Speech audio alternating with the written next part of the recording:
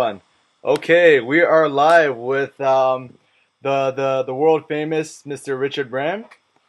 Hello, Eric. Yeah. First of all, thanks for taking time out of your busy schedule. So for those of you guys who are watching right now, Richard Bram is one of the members of InPublic, one of the international street photography collectives. So if you guys ever Google street photography, it's like number one or two on Google. And actually, the interesting thing was when I started in street photography, InPublic was the first thing I saw, and I remember really being drawn to your work, Richard. Thank you. And I remember recently also watching the In Public video, the story, one of my favorite photos of you, coincidentally, you talked about the story behind it, the man falling with the umbrella. Right. And I remember right. seeing Which that. means you always carry a camera. Yeah. Even if you go to the post Yeah, office. definitely. And, I remember seeing your early black and white work, having it really resonate with me, and also very interesting in seeing you shift from film to digital and starting to work more in color. So I guess this could just be a nice opportunity for us to just kind of, chat about your history in street photography, maybe Sure. some advice you would have for the rest of us guys who hopefully will want to build a body of work like you, and just any other random stuff. So I think it'll be a lot of fun. Okay. Well, shoot. You're running this. I don't know how to start. So. Okay, so let's start off. So maybe just I just did that quick intro for you, but yeah, just tell us a little bit more about yourself, Richard. Okay. Well, first, since you mentioned In Public, I was one of the first members back in '01 after Nick Turpin founded it in 2000. Mm-hmm. And it was really important for me because I've been shooting street and just what I call my personal pictures. Mm-hmm. I mean, I didn't even call it street photography as such, but I've been shooting my personal pictures as long as I've been a photographer. Mm-hmm. But it was a way for all of us, I think, to get our personal work out there. And we were the first street photography collective. And I think all the others have, taken our model and then moved on and done other things and created, all sorts of new ideas and new ways to present work. But it's nice to, have been in on it at the beginning. For me, we briefly mentioned this earlier. My own interest in it came out of my having earned a living as a public relations photographer. And, PR photography is about making everybody look great, happy, smiling, perfect, and nice and clean with the sponsor sign in the background. Yes. And at the same time as you're making these pictures, it's good work, pays decently, or it used to anyway. And, it keeps your skill sharp. While you're taking the picture of the nice little old lady and the dog and the child, over there, well, there's somebody having a fight. And then there's the dog peeing on the sponsor sign. And, all that kind of stuff goes on. And I began to take those photographs too. And of course, they're more interesting than the corporate stuff because they're the ones that have a resonance beyond the client. And after a while, I began to look for it more and more. And you talked about my early work, Eric, and a lot of that was sign-based. A lot of the London Underground work with people relating to the background and those surreal juxtapositions that have kind of become a cliche if we're not too careful about it. But that comes, again, from PR work and putting the sign in the background so that I had the happy person in front of the sponsor's sign. Well, Alfred Eisenstadt, the great Life magazine photographer, said, look at the background first. Then everything is in place. Or another way to look at it, like when you look at Trent Park's work, he has this vast theatrical set of the streets of Australia, and he's just waiting for the actors to walk into place. And waiting, and waiting. And when he's really lucky, and he's lucky a lot, he gets magic. But you just look at, you look at the world as a theatrical set, and you're waiting for the actors to fall into the right place. They almost never do. They just don't hit their marks. They're not in the right place, and it drives us all crazy. And those end up on the floor. Or delete, but okay, no problem. There'll be another one.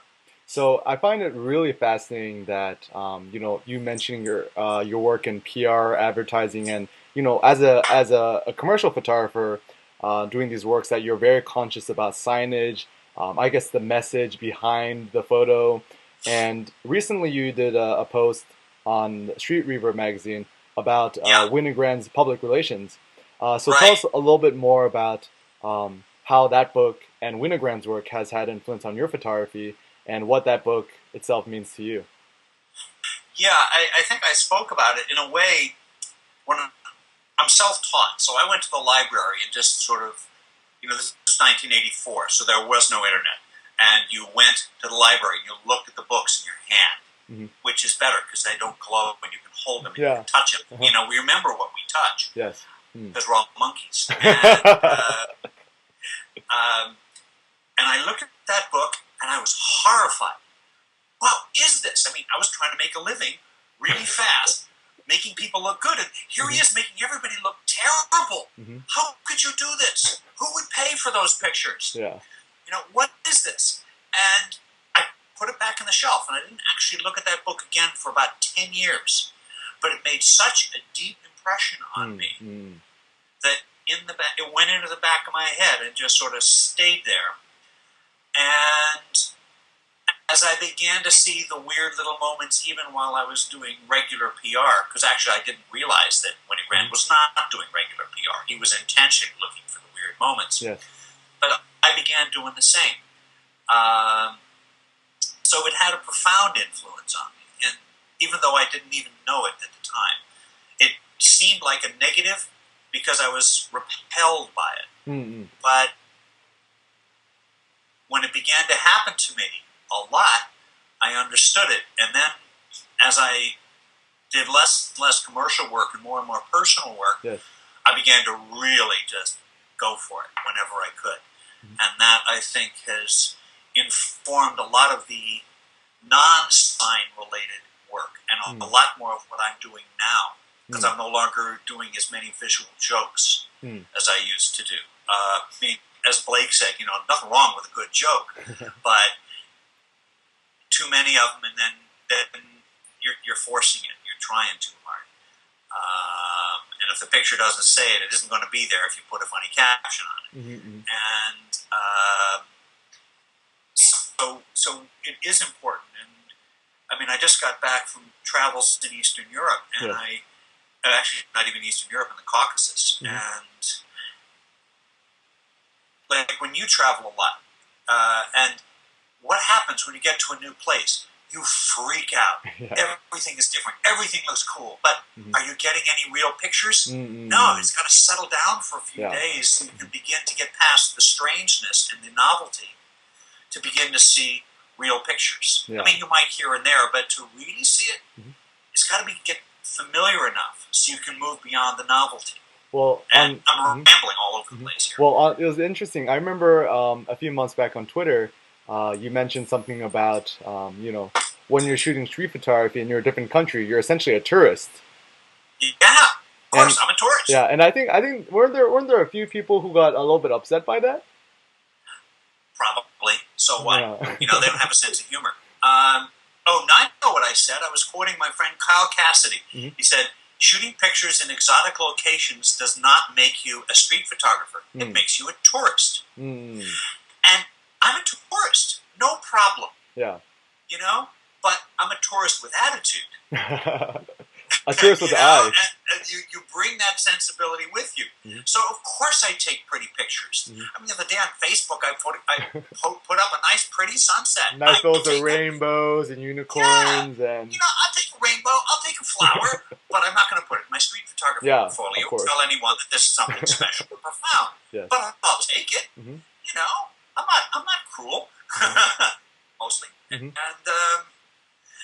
But I mean, when you are in a different place and you're just on your own and you're walking all day, that's when you can clear your head out and see things. But you have to just only carry your cameras and not be plugged in and just look at everything because you never know what's going to make a picture. I mean, let's face it, with this job, you don't know what's going to happen in advance. You kind of guess, but you don't really know.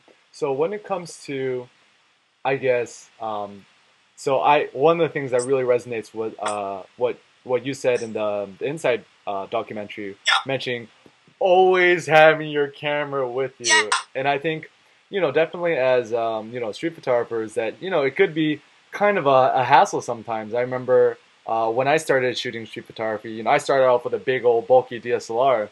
And hmm even before that, when I was first really getting to street photography, I just had a little point and shoot. And I remember really carrying it with me everywhere I went. And I took so many photos. And the irony was, once I got this big professional DSLR, I found myself carrying with me less and less, and now there's a lot of street photographers using, the cameras are just getting smaller. I know a lot of people using, iPhone to shoot street photography, and the thing I sure. really love about it that, people just always have their cameras with them.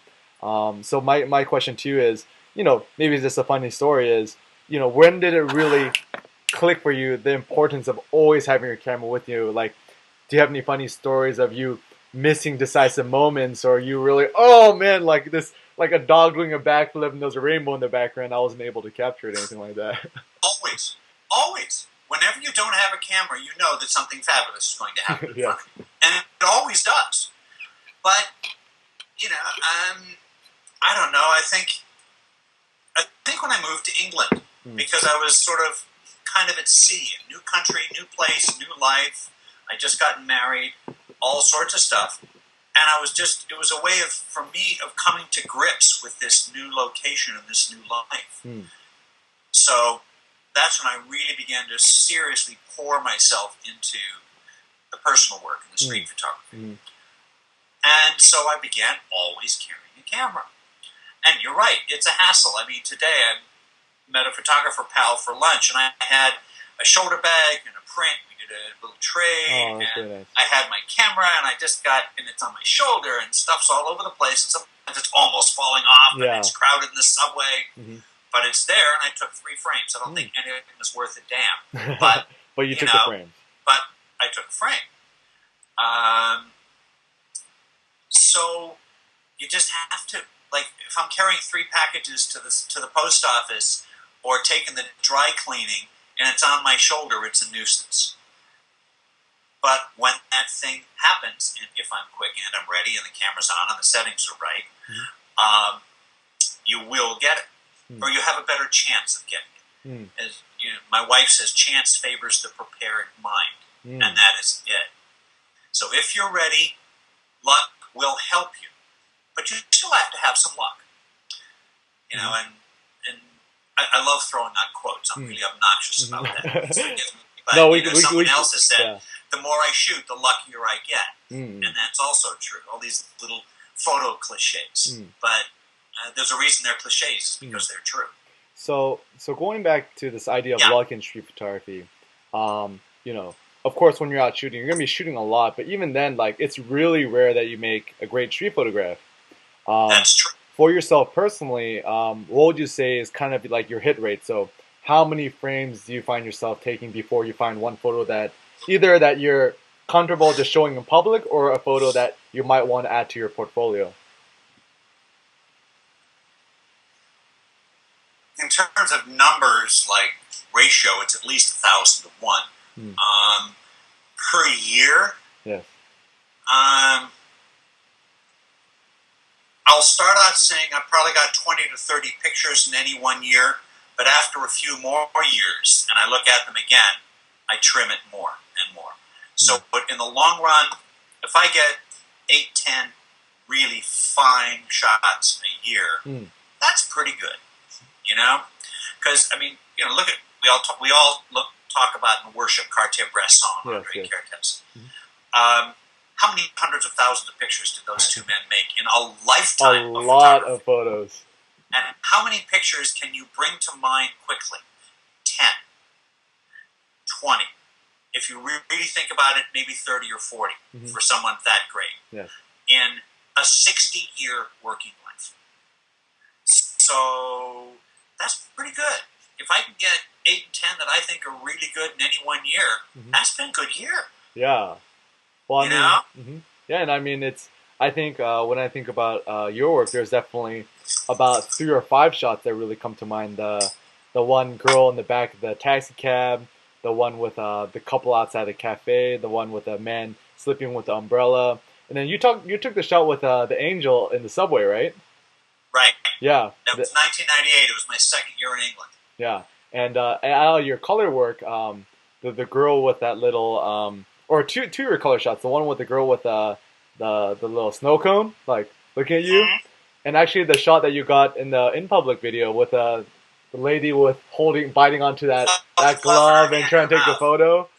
Yeah. Yeah, no, it was really cool because I remember when I watched the video of you in action in New York, just seeing how you took the photo, you moved a little bit to the left, you kind of held your position and waited a split second afterwards, and that was the photo. So generally, when you're out shooting on the streets, if you see, like I read, David Hearn, Magnum photographer, wrote a book on being a photographer, and he mentions this idea, this notion of the pregnant moment. So the moment before the decisive moment, and he mentioned that in his work, if he sees one of these pregnant moments, he might take up to 8 or 10 frames. Generally, when you see these moments, how long do you tend to stick around? How many photos you take before you're like, okay, I think it's done, and before you move off? Well, unless I'm stuck on a sidewalk bridge in the pouring rain, I don't do stakeouts much, but I'm doing them more. For example, the snow cone picture. Yes. I just come back from Format in Derby and last year, which was an unbelievable event, and I was really inspired. So I just got the M9 and I put a 24 on it, and I sort of hung out in the heaving crowds at the corner on a Saturday afternoon at Broadway and Spring, which is one of the busiest corners, at Broadway and Prince, in the middle of Soho, which is one of the busiest corners in the known universe. It's always heaving with shoppers and people, and they're all too busy to pay attention to some goofball with a camera. Yes. So, I don't know, I was probably on that corner for an hour, hour and a half, until the light moved. But I think the girls in the snow cone were 2 frames. Because they just came across, they stopped, they turned, I saw them, the wind caught, and it was like 1, 2.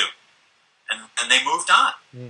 And rarely are you going to see something like you saw with the umbrella shot, where you have a whole series in one location like that.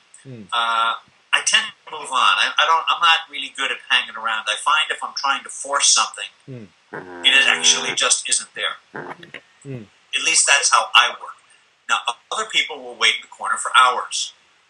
And actually that picture came out of waiting in a corner for an hour and a half. So, I do it now and again. But of any one thing, I'll probably just take 1 or 2 frames. And then I'll cross the corner, or I'll turn and move a little bit. But I don't know. I'm giving you an ambiguous answer here. I'm getting caught. But mostly I just take it and move on. A lot of my pictures are taken while I'm going from one place to another, doing something else with my eyes open.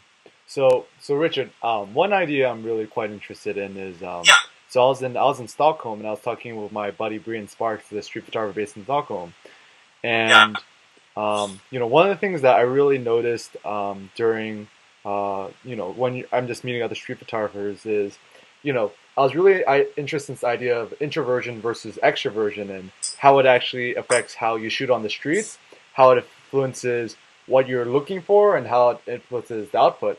And I noticed a lot of my street photography friends, and it seems that the majority of people I know who shoot street photography are actually quite introverted. So they're really, I'd say that's probably true. And I would say, but of course, introverted does not mean shy. That's something different. Yes, that is true. But it means, looking within themselves. It's funny, this topic is coming up a lot here in my house, too. We talk about this a lot. So, and there seems to be a lot of books on this subject right now. But it takes, I think, as I look at, it was easier in the days of contact sheets, actually, than it is with digital. Because if you look at a mass of my contact sheets, taken in a month's time, or anyone's, I think, you can see their inner state of mind at any time. Mm. Any artist, anything that's an expression of who you are, and even street photography is an expression of who we are inside. Yes. You will see how they feel and how they're feeling. Are they happy? Are they sad? Are they relating or are they distant? Are they part of it? Are they removed? Are they angry or they feeling pretty happy and grooving? And that'll show in your pictures. I mean, if you work hard and have a very, very special, specific style, that's one thing. But I think overall you will see that, especially when you're doing more what I might laughingly call random work, which is kind of what mine is. And I think that shows a lot. I don't know if that answers your question, but I think you hit a good point there. Well, so to build upon your answer, that's very good. Is that just in the first few minutes I've been talking to you, and the vibe that I got you from watching the Inside video was, you seem I'm not 100% sure, but I would say that you seem like a very extroverted person, somebody who just loves being around people, someone who just loves interacting and just really kind of had this really outward going extrovert energy. Would you agree? Well, I think I'm a mix. I mean, I enjoy mixing with people. I like big public events. But then at a big public event, I can put my camera in front of my face and remove myself, even in the midst of a crowd. Yeah. What do? We hide behind our cameras so we can remove ourselves. I like talking. Why? Because I spend most of my time alone. So when you're talking to someone, it's social. Also, the other thing about PR photography, if you do it, you have to be able to talk to people. Yes. Because, I have to, talk to a bank president, and I got to talk to the guys on the shop floor at the same time, often within an hour of each other.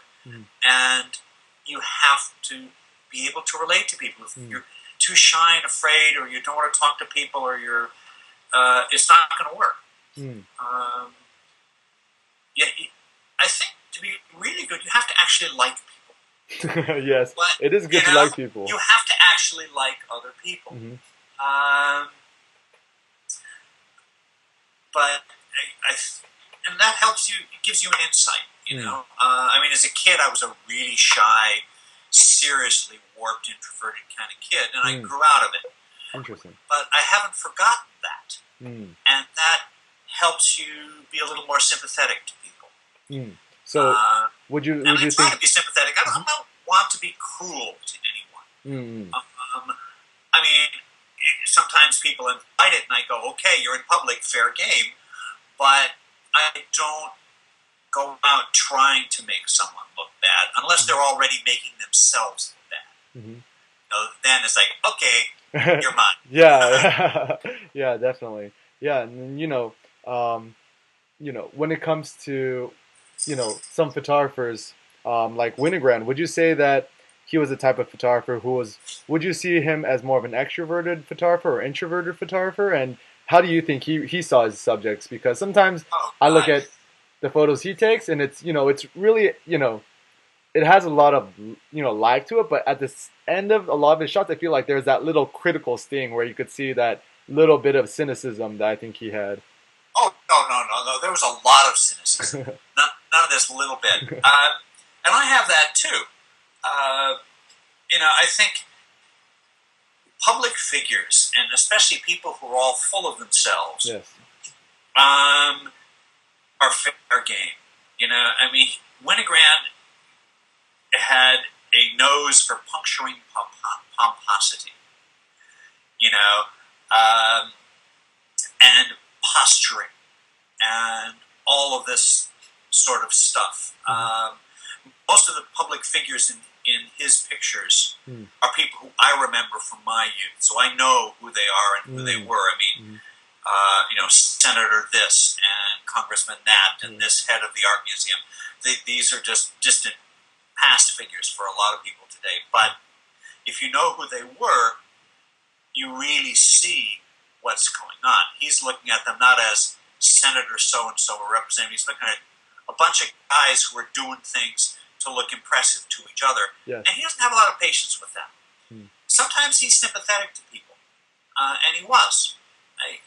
but he had no patience. He's like Robert Frank. He has no patience with hypocrisy. And because I think he followed Robert Frank, and that was an influence on him. And just a few years later, I mean, all this work that we're talking about is from the 60s. Yes. And that's 40, 50 years ago now. So, introvert or extrovert, I don't know. He wasn't shy, and he wasn't scared. I'll say that. You know, they're really gutsy pictures. He's in the middle of it. Yeah. And I think you have to have that. And the one thing about a camera, we have to be there. We're not like writers who can sit in a hotel room and scrawl something or sit in a park bench. No, we got to be there. We got to be right there. And so if you do that, you got to find a way to relate to it, an attitude that serves what you feel inside, a way to express yourself. I think Winograd certainly did so in public relations, which is really important to me. And I think he also had that great sense of humor. Yeah. But occasionally it was a sense of humor with a point. Yeah, definitely. And that's good. That's why his pictures are still important, because they work on a lot of levels. A lot of different levels. Excuse me. So one of the things also, another question that I had in mind. So, you worked in black and white for a long portion of your career, but now you're making the transition to color. So how has that influenced, I think, just in terms of the way you work, how you see the subjects, what you're looking for when you're shooting the subjects, and maybe even talking about, switching from film to digital, how, you used to use contact sheets, but now looking at through Lightroom or some other, the editing process or anything like that. Well, the one thing is, with digital, we all shoot a lot more frames than we used to. I mean, maybe that's why you went back to film. I know Matt Stewart has done exactly the same thing for his personal work. He's shooting film again because you slow down just a little bit. You're just a little more conscious when you hit the shutter button. Yes. But for me, digital's, I'm looking over here at my camera. Digital has enabled me to finally print my own color.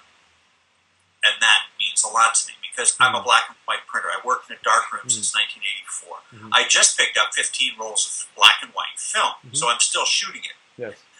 I still very much feel that there's a color picture and there's a black and white picture. Occasionally there's a crossover, but there are two different ways of looking at the world.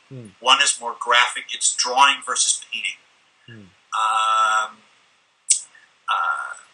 Color's a lot harder because you have so many more variables. Now, I've always shot color.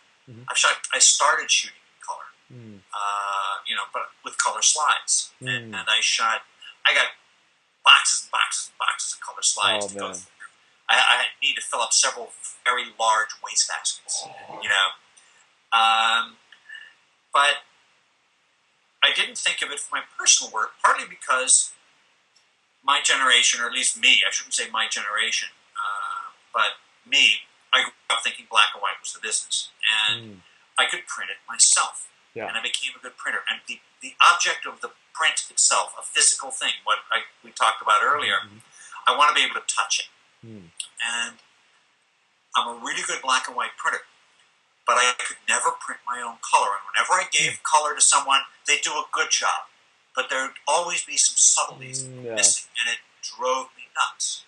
So now I can sit here in my office, in the windows, and there's New York out there, and my Epson 3880 over here, and my two scanners over here, and I can just go into Aperture and Lightroom and Photoshop. I don't have Aperture, but Lightroom and Photoshop, and beep beep beep beep beep, print, and it comes out, and it's like, ooh, hey, that worked. And I've tweaked it, and I've burnt, and I've dodged. I don't do major shifts. It's in the picture. But I will burn and dodge just the way I would have in a darkroom, lightly.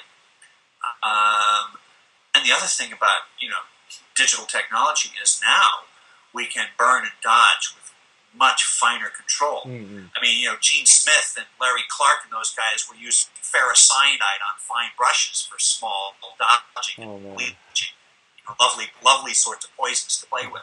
Whereas now I can just go beep, beep, beep, and there it is. And I don't have to breathe cyanide fumes. Yeah, cyanide is not the nicest chemical out there to breathe. I mean, do you know people who are doing wet plate, and all the antique process, and they're going back to mercury fumes and iodine fumes. Oh, boy. I admire them, but I don't envy them. Yeah, because it's just not for me. Yeah.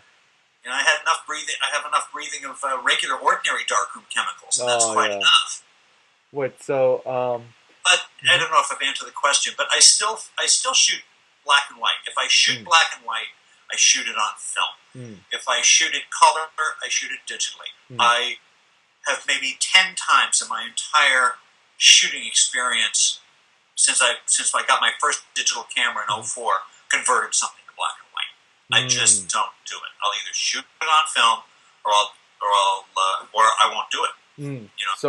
So when you're shooting digital, you know that it's gonna be in color. Absolutely, it's going to be in color. That's just how I am. Yeah. I mean, it's kind of silly, I suppose, especially in the days of now we have Nik software and they can do the color filtration, and I've played with it, but it doesn't give me the same thing. The same satisfaction or the revision. Yeah, and the same depth in the black and white. I mean, yes, maybe because I don't do it enough and I'm not experienced enough in that. I know people who do it and they're gorgeous, but maybe it's just because I'm an old fart, and that's just the way I am. Yeah. No. So you said how many years has it been since you moved from the UK to New York? 4 years. So what was the impetus that drew you back to the motherland? My wife's job. Okay. Yeah. So she's in a kind of job that required us to relocate to New York, and so we did. And now I'm not a New Yorker. I'd only lived here once 30 years ago for about 6 months. So I was raised in Ohio and Utah and Arizona. So, but I'd been to New York a lot, so I was familiar with the place. But this is the first time really living here. After 11 years in London, and I really miss London. I mean, I was just there again, and it's very much home. I have a lot of very good friends there. I think I found my voice as a photographer,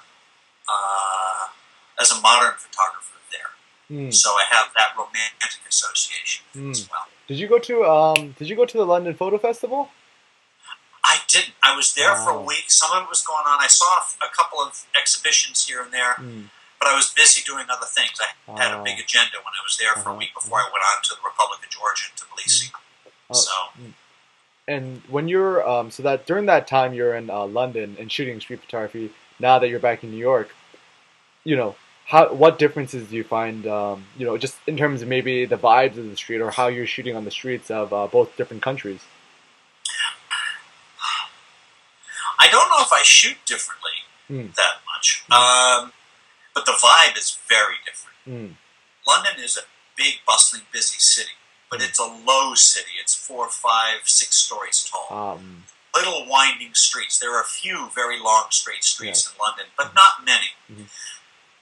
New York is, especially Manhattan, is a vertical place on a rectangular grid, so it's all hard edges, and it's a lot more crowded all the time. And I don't know, I think there's more neurosis and crazy people per square yard in New York than anywhere else in the world. And, it's fair game. I mean, I said that 3 or 4 times already. I'm repeating myself. But there's a Mermelstein video where Jeff Mermelstein is talking about just that. And it's so true. New Yorkers pay no attention to cameras. It's like, they're just so used to it. It's zillions of tourists and people with cameras. Everybody's got a camera. London is the same. Zillions of tourists. Everybody's got cameras. But London has more quirky little alleyways and side streets and winding, and everything winds, and you don't look a long way. And the streets are narrow, so everything's pretty close. It's a different streetscape. I get less problem. I don't think I get more or less problems taking pictures of people in either place. Mm. You'll run into the objection, as much one place or another. Yes.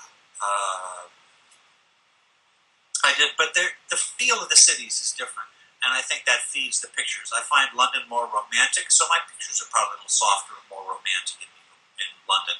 Mm. The pictures I've taken in New York are harsher and they're harder. Mm.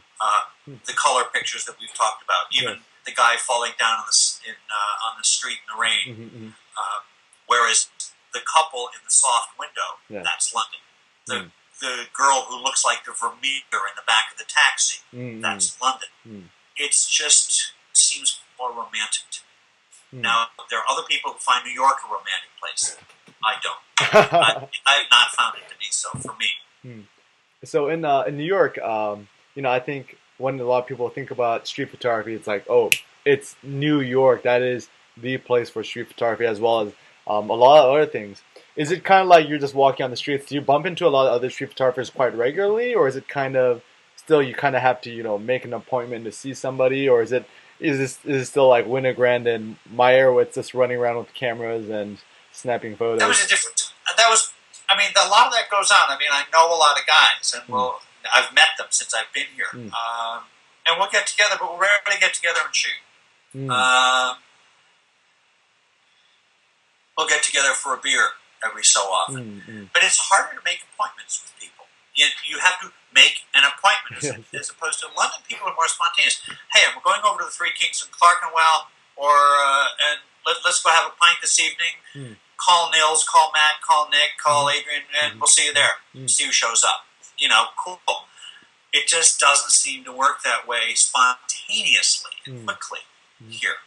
It's because it's a bigger place. People have more intense lives. It's a bit more of a struggle, perhaps. And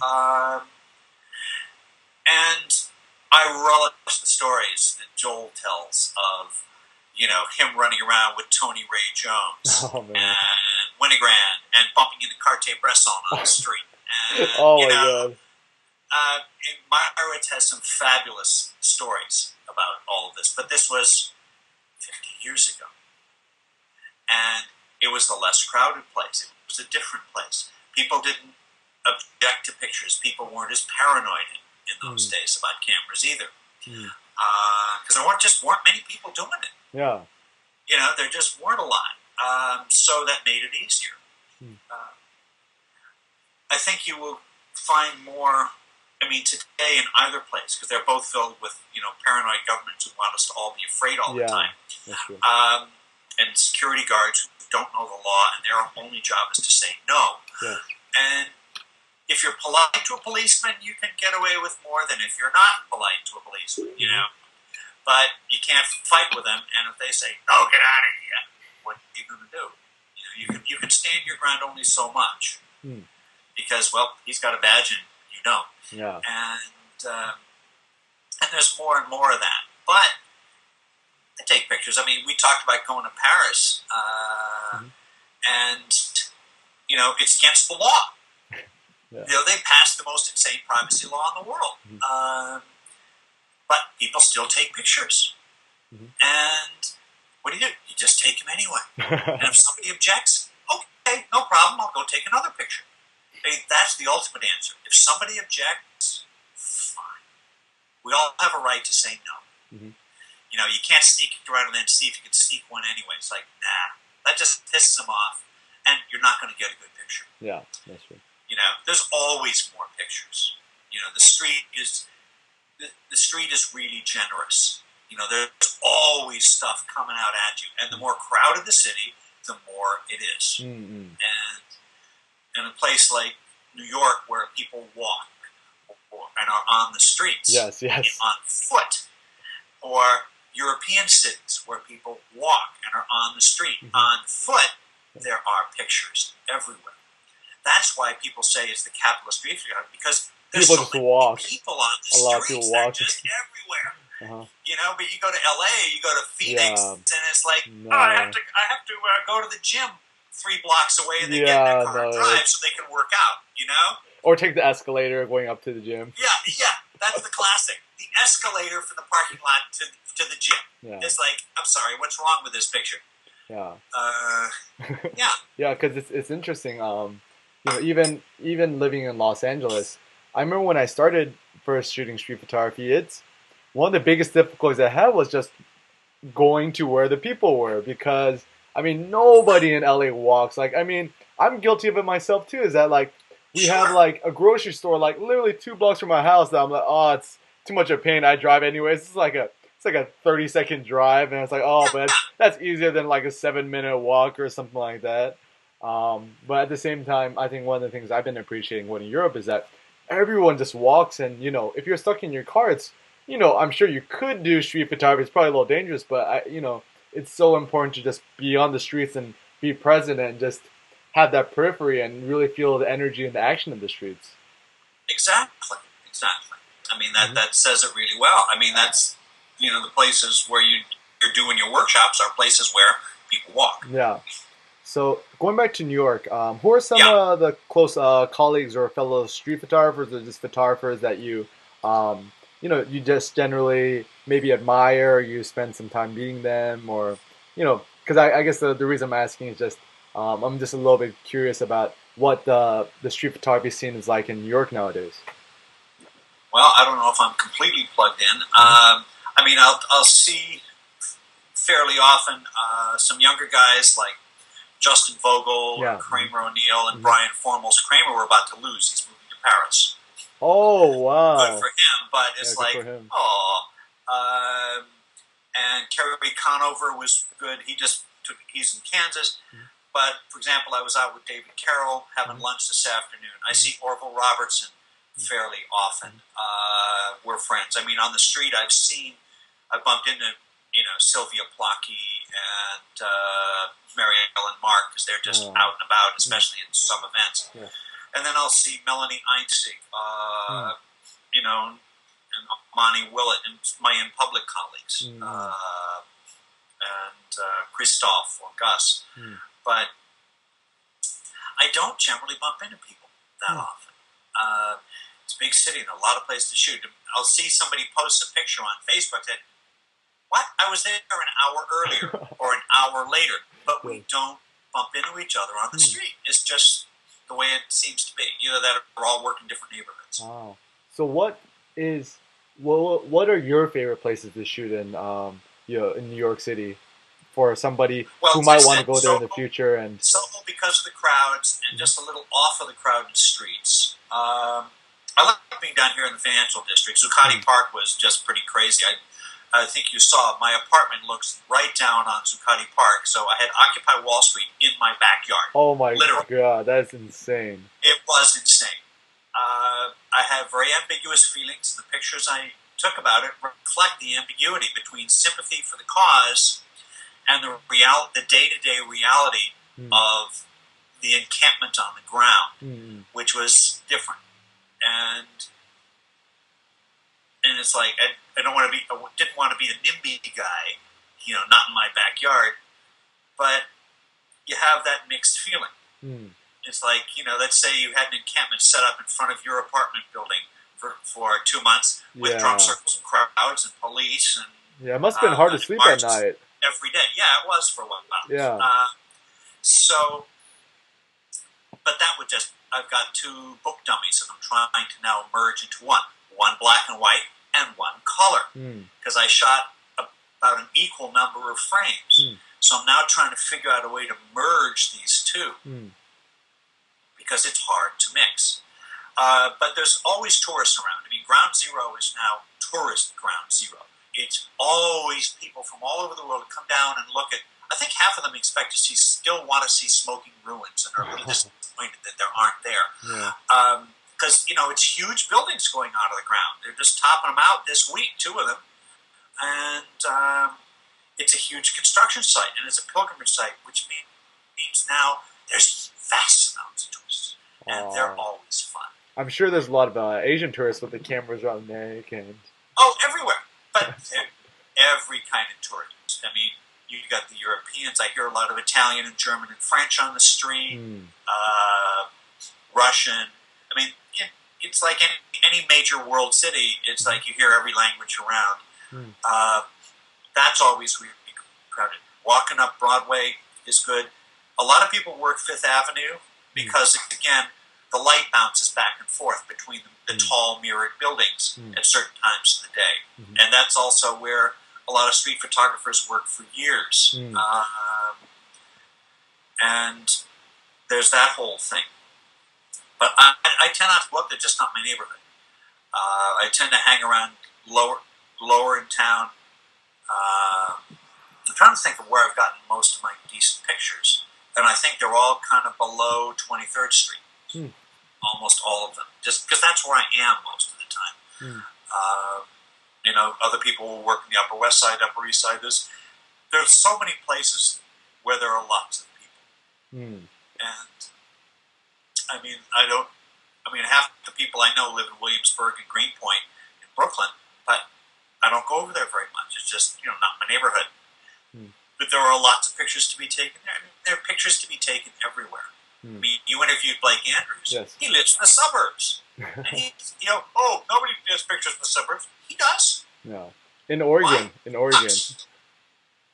Yeah, there are pictures everywhere. I mean, that's the one thing that InPublic stressed right from the beginning is you don't have to go to someplace special to do this.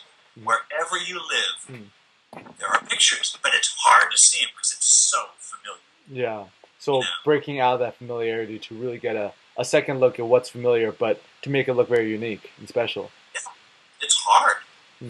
So going back to InPublic, so how has InPublic helped you as a photographer in terms of this notion of creating a community, you know, having a platform? Why do you think it's important to be part of a collective, and maybe what advice would you give to anybody out there who might be interested in starting their own collective, or what should they be doing, or anything like that? I think the one thing about it is, for me, was finding like-minded people who are really good photographers and have no mercy at all. We have a private board. We'll throw pictures at each other, and we'll either like them or not like them, and say why. And it can be occasionally very harsh, but it's not personal. And you have to be willing to have someone say, "I'm sorry, that picture doesn't work, and here's why." If you or nah, this batch of 14 pictures you just posted, that none of these really do much for me today. And what it does is it helps you be more critical of our own work and a lot harsher on our own work. And ultimately, that's what we all have to be. And that's what InPublic has helped me. And also then the platform increased our visibility for all of us, I think, very much. It certainly did for me.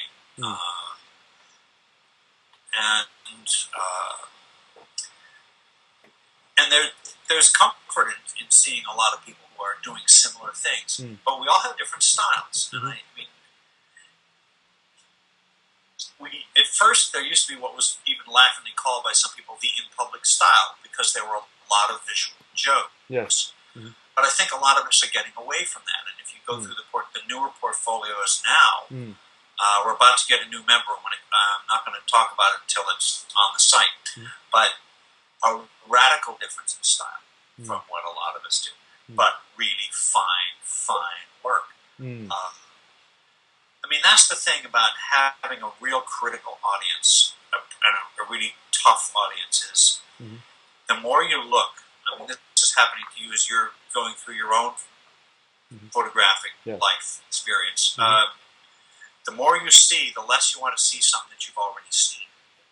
The more pictures you look at, the more you recognize something you haven't seen before. And it's like, okay, it's a great picture, but I've seen that over here, I've seen it over here, I've seen it over here, and this guy did it, and that guy did it, and that guy did it. What are you doing that I haven't seen before? And that's the hardest challenge. And the one thing that InPublic helped me with, which goes back to a really early lesson that I think I talked about once on on a column, is you've got to be a savage editor of your own work. So, in order to be a savage editor of your own work, describe your editing process. So, Okay, yeah. I just came back with 1,500 pictures from Tbilisi. Now, that's already gone down to 1,000. 500 frames just deleted. Mhm. Boom. Out of focus, whatever. I had 4 frames. This one works, that one doesn't. Mhm. Then it comes down, okay, that's immediate. Yeah. Then you sort them out. Okay, these are pictures of my friends and us carrying on and drinking, and here's the exhibition. So that goes over there. So now we're down to 600, 700 pictures. Now you start to go through it. You go, is there something happening here? Or is this just someone walking toward me on the street? Mm. Is there something special? Is there something happening? Is there an odd juxtaposition or something that's not quite right? Mm. And then you put a mark on that one.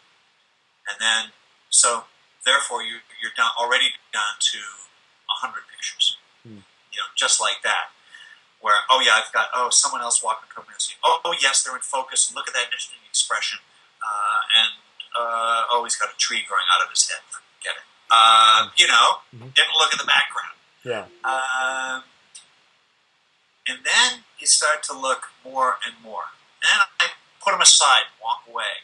And I'll come back and look at them again. So how long do you walk away When before that you gets look two at it again? stars. So how long do you generally walk away before you look at your work again? Oh, God, who knows? I'm working on this stuff for a week now. And I'm down to about 100. I have to give myself a little space. Oh, yeah, because, all of us do this. Oh, I remember what was going on, and this guy was doing this, and that was doing this, and I heard this, and it's like, that's not in the rectangle. That's not in the All frame. you got is right here. And no story, no captions, no sound, no smells, and no memory. So then it gets even tougher.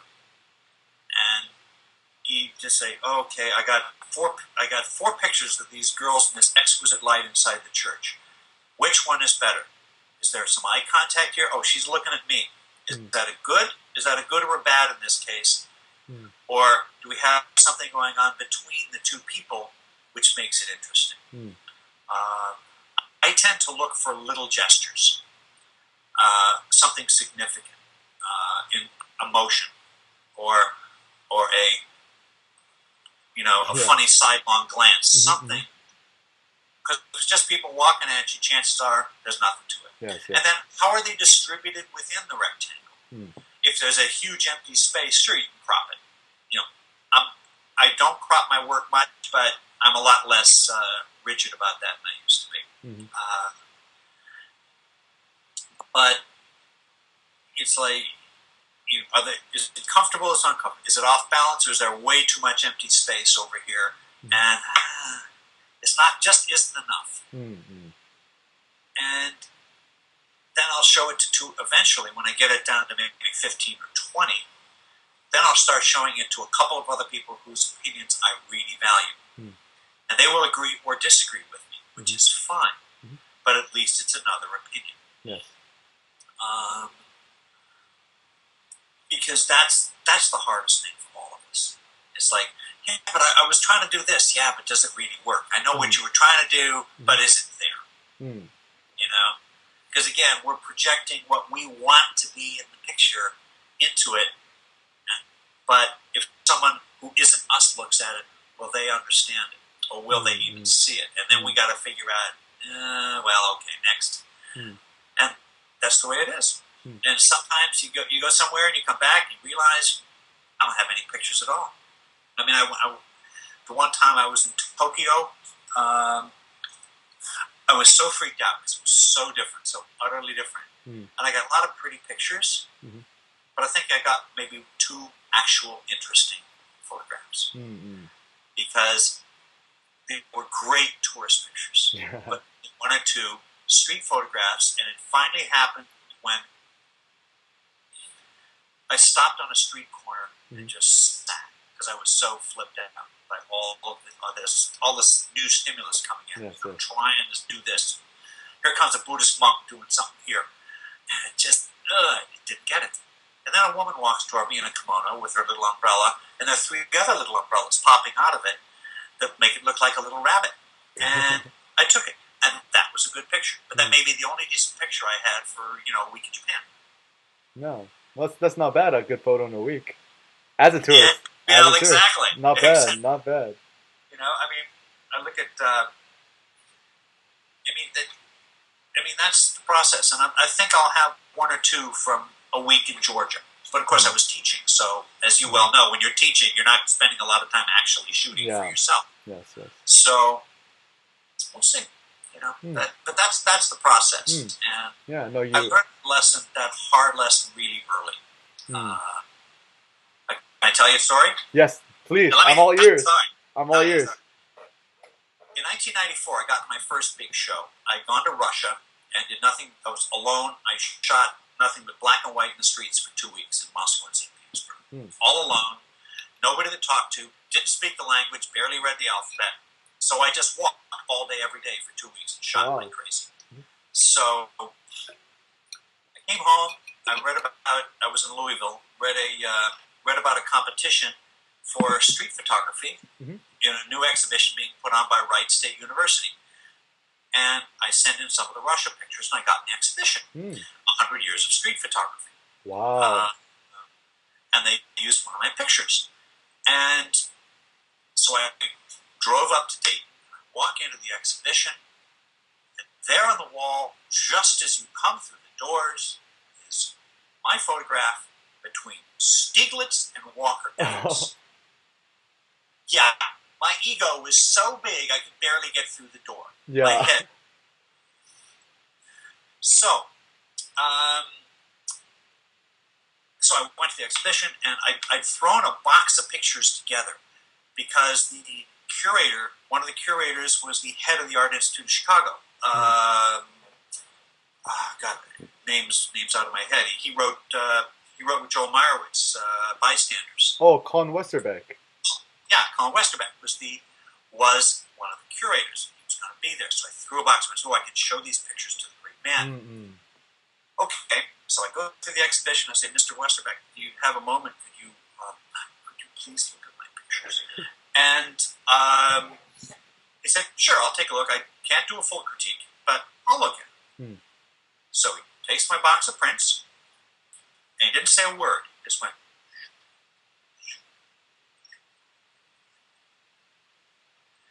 closed the box, gave it back to me, and said, there's some very good pictures in here. There's some very ordinary pictures in here. And there's some stuff in here you never should ever have let me see. You need to be a lot better editor of your own work. Right back to normal. And that lesson has stuck with me ever since. Well, the funny thing is, so I was teaching an online street photography course at UC Riverside here in California. And funny story was, so the program coordinator for the online program actually was at a dinner party and was talking to this one guy and he said, yeah, we have an instructor teaching street photography. And the guy says, oh, really? I wrote a book on street photography. And then the coordinator goes, oh, really? Tell me more about yourself. Oh, my name is Colin Westerbeck. And then she's like, okay. And then she shot me an email. And it's like, oh yeah, I was having dinner. This guy named Colin Westerbeck, apparently a guy wrote a book on street photography. I thought I'd let you know because he was interested in helping out. And I'm like, wait, the Colin Westerbeck? And then she's like, yeah, what's the big deal? I'm like, oh my god, I'm actually, I have this copy of Bystander, and I actually used it to create the syllabus for the class. And she said, yeah, he's interested in helping, curate your student exhibition. Maybe you should give him a contact. So I email him, and I'm like, oh my god, I'm like this giddy little fanboy. And apparently, the guy lives like a 5-minute away drive from me. Great. Like he lives in Westwood, kind of nearby UCLA. And yeah, I like went into his house and I met him and I talked to him. Fabulous. Yeah, and it was really cool. And he told me all these stories of Meyerowitz and talking to Cartier-Bresson and stuff like that. Yeah. And it was quite incredible to meet him in person. And yeah, I think I remember him just really emphasizing the importance of editing as well. And but I was actually happy because he actually said he liked my photos. That's great. Yeah. That's Um, good. but one of the interesting thing he mentioned was kind of like you said, the small gesture, that small little thing. He called that. He said he was trying to write a second edition on the book, and he was going to title it that definition, the aberrant moment, I believe. Aberrant moment. The That's a aberrant, good one. yeah, yes, That's good. the He aberrant stole it. moment. I can't use that now, but okay, Yeah, I'm no, no, gonna have to you, come up with something yeah, else. But you it's a you very use good it. phrase. But he says, yeah, like really, one of the advices he gave me was, he's like, you know what, just kind of, you know, take a step back and really, sure you have this one main subject, but look for that one aberrant moment in the corner of the frame that, might not be immediately apparent, but if someone once again has a print or something that they can actually look at for longer than 5 seconds, that that will really be the photos, not just the main subject, but what's going on in the background, that small little detail, and that Is what's there really something stuck with me. looming in the corner that you didn't Yes. notice at the time Hmm. that makes it? Yeah. Yeah, exactly. Well, no, Exactly. that is. Well, dude, props to you That's a for funny story. having your That's photo great. What a connection. in between the Evans photo and the Stieglitz Yeah, photo. Stieglitz. That's pretty It was one amazing. of Evan's subway pictures, and it was Stieglitz, one of his, the snow, Ah, yeah. the carts in the snow. Um, Just again, waiting for something. And it was a romantic picture from Russia. It's on my website mhm. of some women sitting patiently on a train on a very cold day. Mm-hmm. No, I'll It, definitely check it it out. fit. It fit. But Yeah. it was like it was a nice boost, and ultimately a really, really good lesson. So so one of the interesting things was I was in London maybe I must have been several months back, but I was helping judge for the London street photography. Right, you were. I remember that. Yeah, I met you know like a lot of familiar faces and the judges and stuff like that, and I forgot his name, but he's been curating photography for like many decades at the major institutions in London, and he made the statement that really stuck with me and kind of challenged my way of thinking. He said, "A photographer should never edit their own work," and I said, "Huh, No. really?" He should. He said a Well, photographer okay. should Depends on never which edit. photographer. Yeah, but he said a photographer should never edit his own work, and he just mentioned a story of he was putting on an exhibition for this one photographer, looked through his old contacts, his old negatives, and he spotted one shot that the photographer himself didn't think was a very good shot, but of course, curators look at a lot of photos, and he's like, no, this is the shot, and made it, the cover of the photo for the exhibition, and it actually ended up Wow. being one of his most, memorable shots of his career. Um, so I guess, but at the same time, on a practical level, if you shoot 1,000 frames, you're not going to be able to sit down with a curator and have them edit every single frame. Yes, And you're going to go through my 9 file cabinets? I don't think so. yeah, Yeah. and I suffer the same difficulty is that I think I'm pretty good at if I have 1,000 frames, I could edit down to my best 100 shots, maybe my best 50 shots, but after that, getting down to those best 10 or so photos, I just become so emotionally attached, especially to my bad shots, because I know the story behind, like, oh no, but like it was Right. raining and there's all these kids in the street, but it's not in the frame, but it's like, oh, I know that I have to get rid of it, but they're kind of like your children. But You don't want it's to, not. But it isn't there in the yeah. rectangle, and Uh, that's it. And that's what drives us all nuts. mhm. So now I'm going at the point where I'm going back into my Louisville archives. Now I've stopped shooting in Louisville in 1997, Mhm. so 15 years ago. But I'm now finding things occasionally when I was doing that Street Reverb article, the black and white Winograd article. Mhm. Some of those pictures had never been off contact sheet. Mm, I had never even printed them when I first took them. mm, But it's like, oh my God, look at this! Or something will stick and come back into my mind and going, where is that? mm, And I'll hunt into the files and go, why have I never printed this? This is brilliant. mm. Because now I'm so distant. There's no emotion involved. Now I can really look at the pictures. I think to really edit your work, you need a lot of time. You need to be. I mean, you can do it. Anyone can do a pretty quick edit. Yes, yes. But to do a deep edit, a long-term edit, it's nice to have it put away for a year. Yes.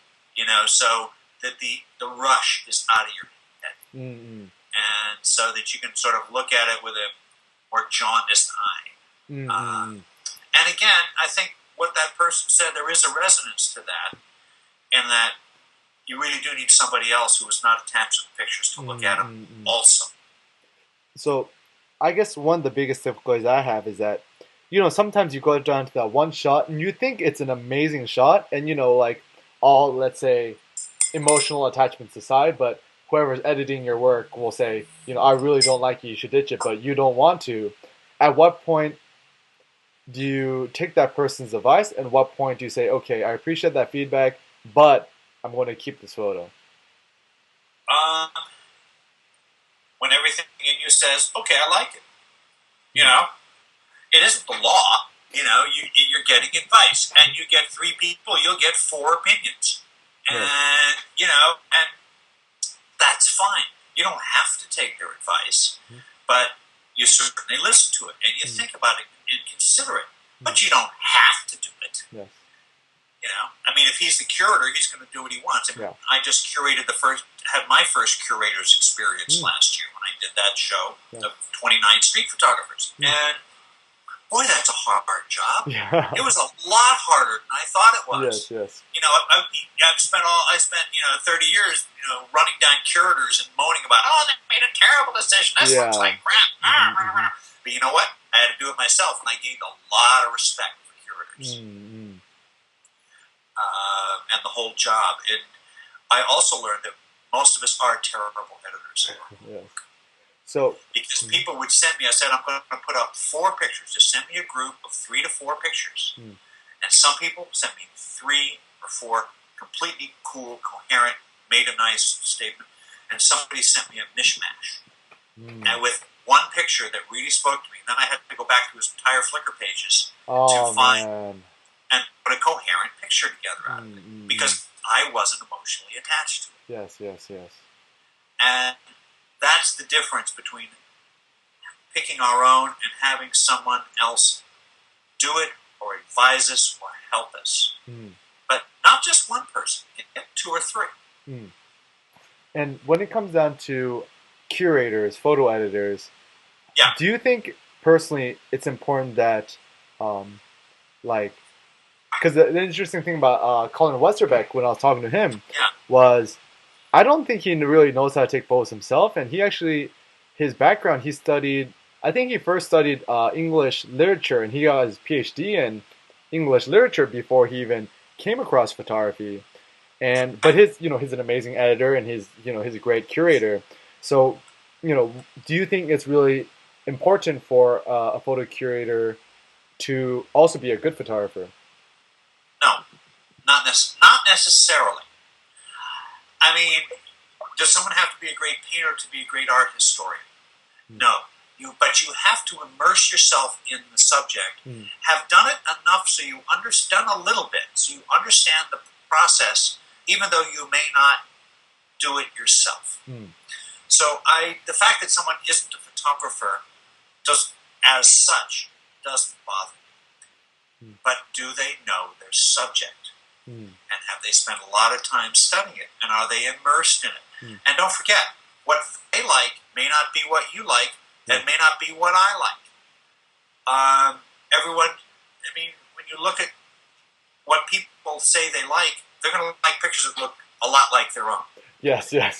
So if you get someone who's not a photographer, he's going to be more neutral because he doesn't make his own pictures. That's a good point.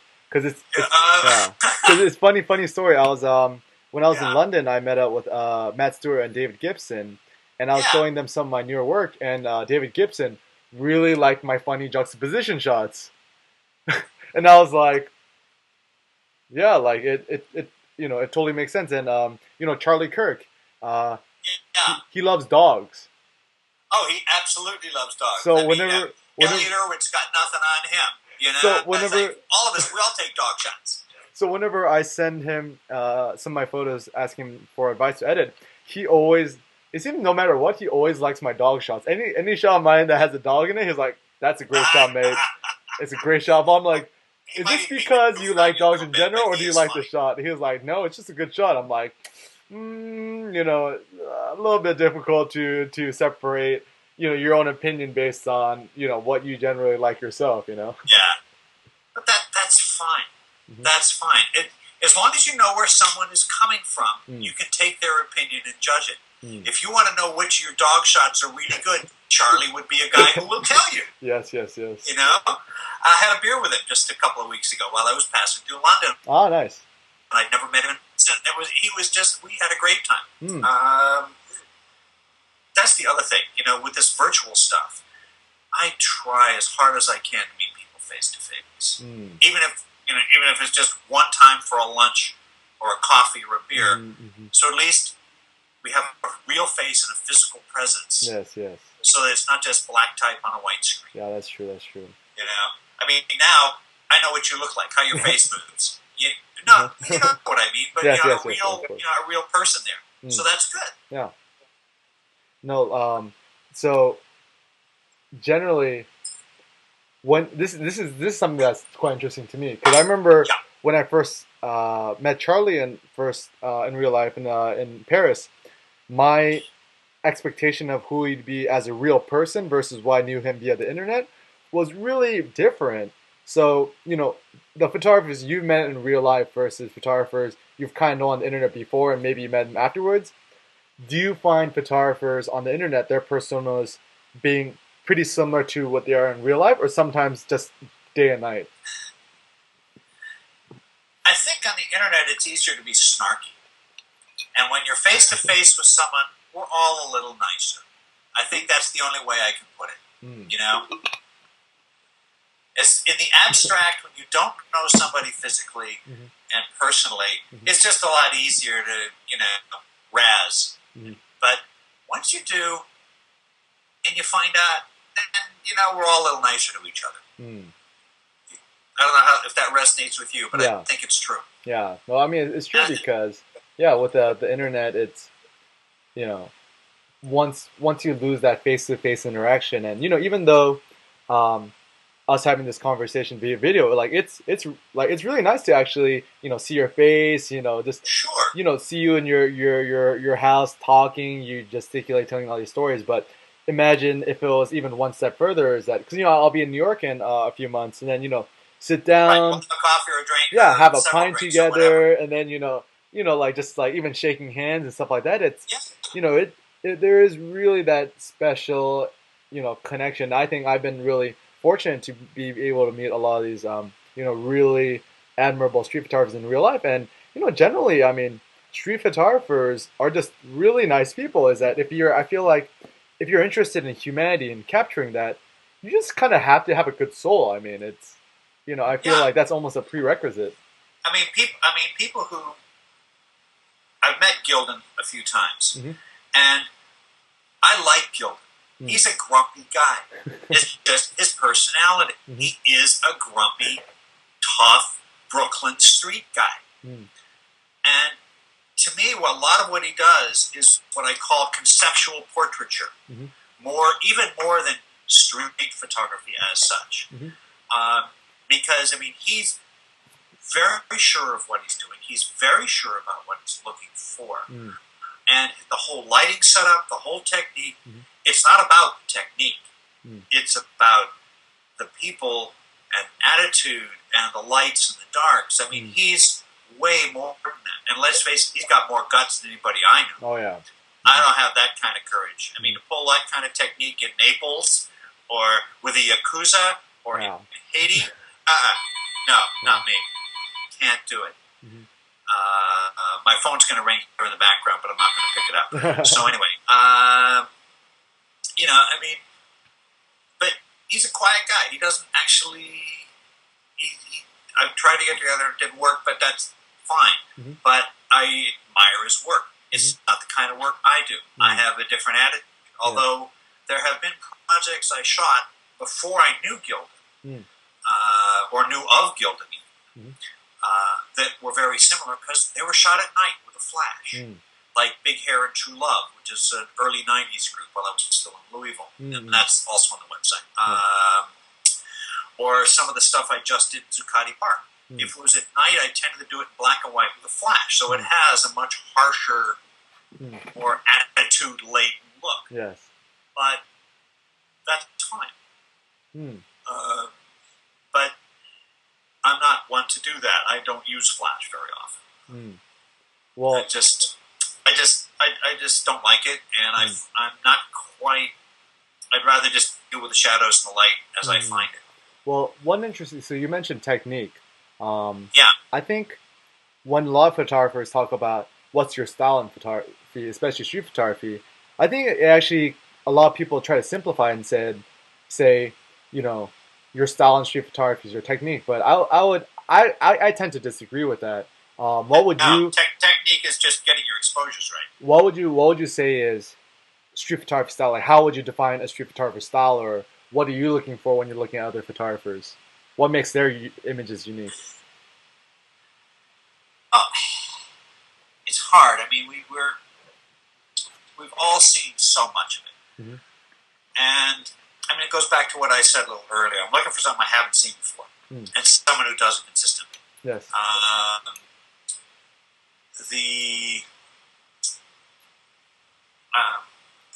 I look for spontaneity. I look for something real. I look for something that's not set up. You know, as Richard Bram once said, reality is plenty weird enough. Yes. But it's just hard. Oh, I know this is my wife calling me from England, but I'll call her back later. Let's put this on silent. Anyway, I guess that's it. I mean, I just look at a lot of different people, and when I see something that has a little spark, a little magic, something that is consistent, as opposed to something that just looks like other people's, that like they're going through a phase of imitating someone else, which is okay. We all do that. We all do that, and that's good. But if that's all you do, then you haven't grown. I mean, when I was learning and figuring out, I did a whole bunch of stuff that looked like Winograd. Then I did a whole bunch of stuff that looked like I don't know, Meyerowitz. And then a whole bunch of other stuff that looked like somebody else. Just as I learned and absorbed what they had to teach me. And eventually I sort of found my own look, and it came back to the same things that always interested me. I think that's a lot of it. God, it is National Phone Week. Man, you're just a really popular guy, Rich. What can I say? Yeah, that's what it is. The phone doesn't ring all day, and it rings. It's actually calling It's actually calling Westerbeck calling you to do a major exhibition. Oh, yes, let's see. Is this the museum calling? I think it's my mother. Yeah. It might be the MoMA. So there we are. But all is okay. See, now there, my train of thought just derailed. Okay. There's a big pile up out in the junction. I don't know. It's intangible. I mean, there's that old joke, you know, it's kind of like pornography. I can't define it, but I know it when I see it. By Richard Bram.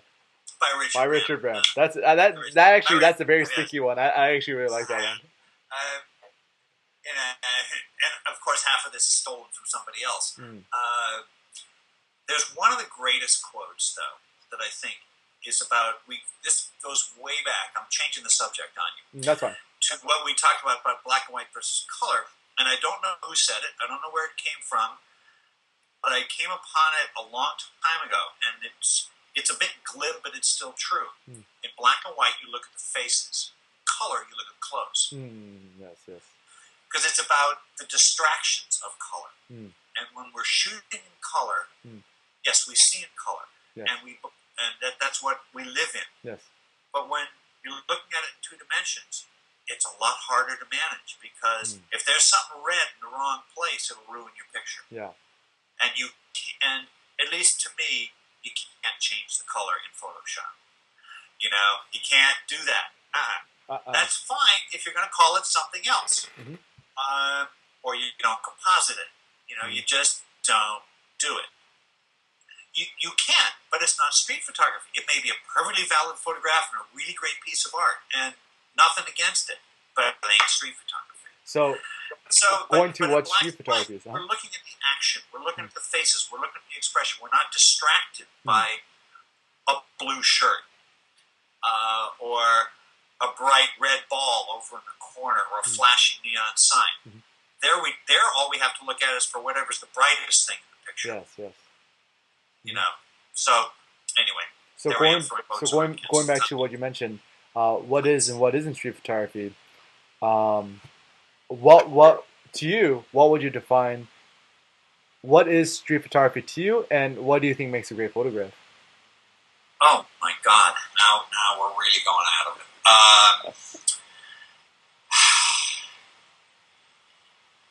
I just had this discussion. I mean, street photography is both real and unreal at the same time.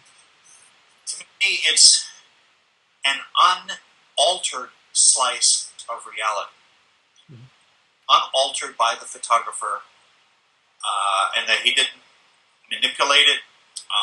He didn't arrange the scene. He was alert, awake, and put it all in a rectangle and click the button at just the right moment, either consciously or even unconsciously. But is it real? Well, then you get into more metaphysical arguments. And it's like, well, it's all fiction. Because, I mean, when we were setting this call up, I said, whatever's outside the rectangle, well, it just doesn't exist. So it's a fiction in that this is a tiny slice of what happened. A fraction of a second moment in a rectangle frozen.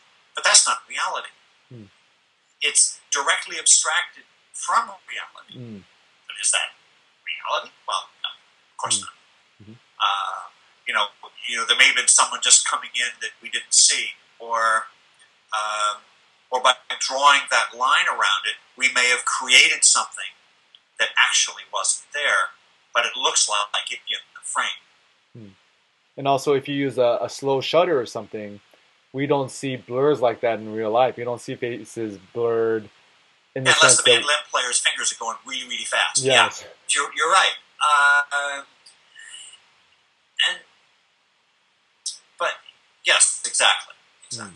But so the idea of this is one thing that I think a lot about is the idea that a photo shouldn't be like the idea that it should be captured as it is versus so the role of the photographer influencing the scene, supposed to say, because a lot of street photography, a lot of people say that you should never influence the scene, but the way I see it is inevitably, even talk about metaphysics here, is that we're going to influence the scene. Like even the fact if somebody might even look at you for a second, or even the fact that people, let's say you're going to take a photo of a subject, and suddenly people who aren't in the scene sense you, they might move out of the frame, or people who see you a block away and they might just, go, walk the other direction because they see you coming. Because, as photographers, none of us are invisible.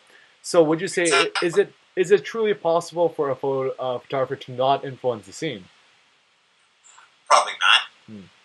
Probably not. I mean, yes, we're gonna get into that sort of argument. Our very physical presence is an influence on the scene.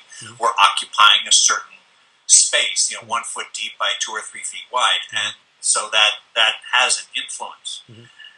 I think the only thing is that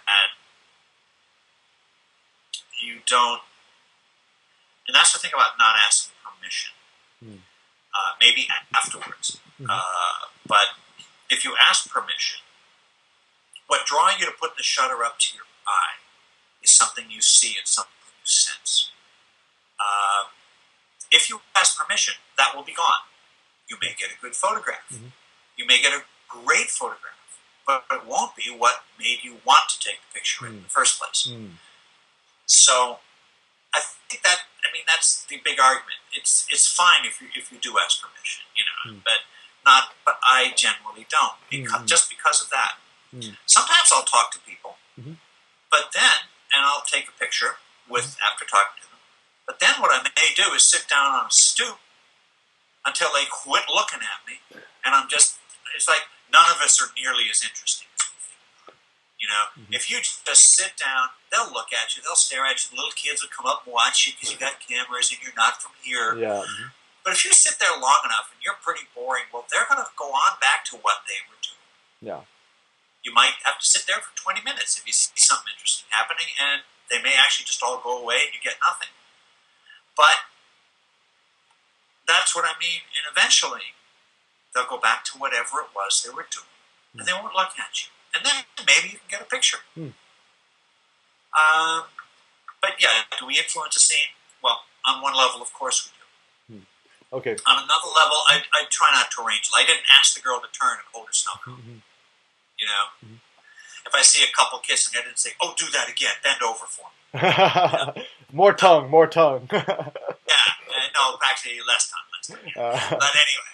Okay. Yeah. So Richard, winding down. So I have two more questions. One, the last question. So, of course, there's a lot of street photographers out there who are trying to, of course, get better at street photography, trying to find their own vision, trying to find their own voice. A lot of guys out there looking at your work, the work of other guys in InPublic, a lot of the other new collectives out there, like That's Life, Unpose, Burn My, and such so forth, Strangers, and so forth and so forth. Lots of great work out there. What advice would you give to young photographers, old photographers, aspiring photographers alike in street photography based on your decades of experience? Oh, God. So masterclass with Richard Bram right now. Don't be easily satisfied. Pay less attention to people who tell you how great your pictures are. Pay more attention to people who offer you harder critiques. All those comments say, "Great capture, cool shot, dude," do not help you. No. They actually don't. Even if it is, but they're not going to help you. They actually might hurt you. They might, exactly, precisely. Because who knows what they know. Go to the library, take a course in art history, not photography history, art history. Learn become visually literate. So learn about what makes a composition. In university, I didn't study photography. I got a liberal arts degree, so I studied everything and nothing. I took a lot of art history. I took a lot of architecture history. I took the history of film while I was getting a political science degree. And then go to the 779 section in your library. It's free. And go through all of it. Don't read all of it. Of course not. You can't. Yeah. But flip through it. Spend a lot of time in the stacks, assuming they still have stacks and will let you do so. Yes. And when you come upon somebody's work that you really don't like, but it's in there, and there might be two or three, say, "I really don't like this." Go through it and figure out why you don't like it. And why someone else likes it. And even if you still don't like it, that's okay. Just because someone else says it's great doesn't mean it is, as far as you're concerned. That's fine. But become visually literate. Study the history of photography, the history of art. Learn what makes composition. That will help you more than anything else in judging your own pictures. So you have a background. And look at pictures all the time. Just internalize it. Suck it up like a sponge. I think because that's what it is to me, and read a lot. Read a lot. Read a lot. Photo books, art books, politics, science. A friend of mine said, get to know people who are artists and sculptors and writers and actors, because they will help you with your photography, because they'll give you different inputs. Don't just live in the photography ghetto. There's a world out there, and you need all of that. The people who I think are great photographers know about a lot of things. You got to know about a lot more than photography to be a great photographer. And lastly, and I'm just a kid. Call me in 20 years and I have some real experience. Okay, Yeah. I'll be 80 and I might actually know something. We'll definitely keep in contact. And last question, yeah. So just maybe just any last words, like people you want to give a shout out to, recent projects you're working on, anything you want to mention that we haven't mentioned during the interview. Oh my God. Offhand, actually, I'm not going to because I just don't want to toss out random stuff. Yeah. I really don't. But if you're in a place where no matter where you live, there are little galleries with little shows, go see it. Support your local photographers. Support your local photographers. Support your local photographers too, because there's good work everywhere and there's bad work everywhere. Learn the difference. Go see it. Form judgments. Talk to people. We all need to get away from the computer screen and go outside. Yeah, so maybe after people watch this interview, they should get out their computers and go out and shoot or something, or read a book. Go out and shoot. Go to the library. Take a book. Go through some monographs, and then go out and shoot some more. Good. And stop reading tech magazines. But I want my new cameras and lenses and f-stops and. All right. My old baby. Oh yeah. This is my M6 with a lens from my M3 on. You have the goggles. This is got a yellow filter on it for contrast because I only put black and white film in this camera. It's all manual. It always works. It has a meter in it, but for years I played a game with a hand meter and guessed the light, so I don't really need the meter. It just reinforces it, and it's all you need. You don't need autofocus. You don't need a super zoom. I used them. All my early pictures were taken with a big, heavy, clunky manual Nikon F2. It has a shutter you can hear a mile away. Doesn't matter. Doesn't matter. Take a camera. Take your iPhone. Here's a shout out. I had two students at my street photography workshop in Tbilisi. One woman did the whole thing on an iPhone because she's small, petite, she's a little nervous about approaching people. She'd put it up to her ear and go, "Just a minute, let me see what time it is." That's fantastic. You don't hear the shutter, and she got great stuff. Mary Nakani, she and her husband Georgie are fabulous photographers in Tbilisi, Georgia, and there are a whole bunch of talented people everywhere in the world. But go out and shoot. And that's it. We got to quit talking. Let's go out and make some pictures. So thanks again so much for the interview, Richard. You could follow Richard. I'll be putting all the links to his work and his website and Twitter and all that goodness below. And if you have any more questions, I'm sure you guys just leave a comment, send Rich an email, and look forward to talking to you more soon. Okay, Eric. Thanks a lot. It's a pleasure.